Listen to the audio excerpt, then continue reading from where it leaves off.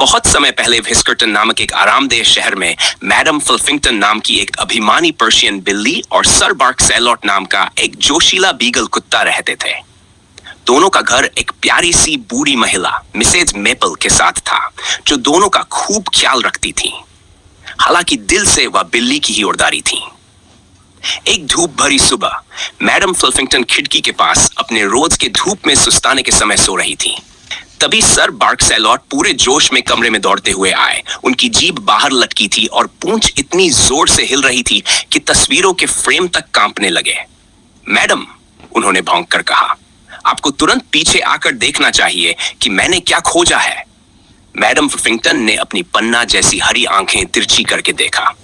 Sir bark सैलॉट, क्या आपको याद नहीं कि मैं नाश्ते से पहले बोरियत और व्याकुलता दोनों से नफरत करती हूं? सर बार्क सैलॉट ने गर्व से चोंच फुलाई। लेकिन यह बहुत जरूरी है, मैंने पिछवाड़े में खजाना खोज निकाला है। मैडम फिल्फिंगटन ने एक ऊंची सांस ली, बड़े ही नाजुक ढंग से खिड़की से नीचे छलांग लगाई और आराम से खिंचाव लिया।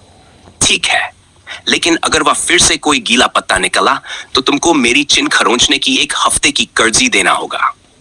दोनों धीरे धीरे पिछवाड़े की ओर गए, जहां सर बार्क सैलॉट ने बड़े नाटकीय अंदाज में दरवाजा खोला।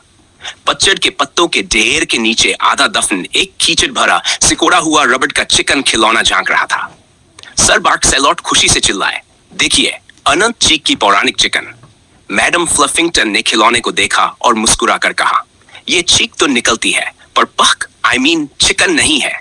महाकाव्य कहां से आ गया? सर बार्क सैलॉट ने खिलौने को जबड़ा में पकड़कर दबाया। चीक, ईक, आवाज गूंजी। वह खिलौना छोड़कर चौंक पड़ा। क्या भयंकर लेकिन मजेदार आवाज है। मैडम फिल्फिंगटन ने अपनी परिपूर्ण पंजे से खिलौने को धक्का दिया।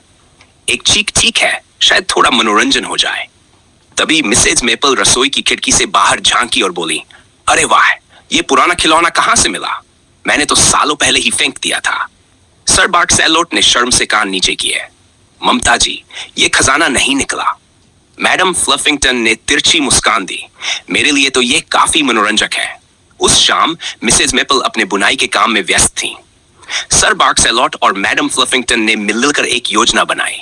सर बार्क सैलॉट ने चिकन को सोफे के नीचे छिपा दिया, फिर कराह कर रुका। मैडम फिल्फिंगटन ने बड़े ही सटीक तरीके से उस पर पैर रखा और एक जोरदार चीख निकाला। मिसेज मेपल चौंक कर बोली, ओह, वह भयंकर आवाज फिर से। वह उठी और सोफे के तकिए को हटाया। तभी चिकन उछलकर जोर से चीख ईक कर गया, बिल्कुल उनके सामने। मिसेज मेपल इतनी हैरान हुई कि उन्होंने अपना बुनाई गिरा दिया, जो चिमचिमाती हुई जर की तरह नीचे गिरी। हलचल सुनकर मिस्टर मेपल स्लीपर पहनकर आए। हाथ में सिर्फ चश्मा था।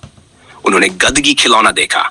बीच में सर बार्क सैलॉट विजयी मुद्रा में खड़ा था और मैडम फिल्फिंगटन बड़ी निश्चिंत मुस्कान लिए। ये क्या? मिस्टर मेपल ने सोचा। मिसेज मेपल ने चिकन को उठाया और लाल होकर कहा, शायद यह छोटा जीव फिर से हमें परेशान करने आया है।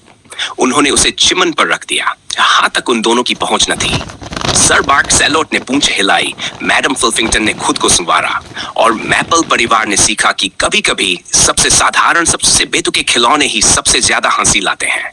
और तब से हर दोपहर जब धूप चिमनी पर पड़ती है, रबड़ का वह चिकन एक आखिरी विजयी चीख ईक करता है, याद दिलाते हुए कि असली खजाना सोना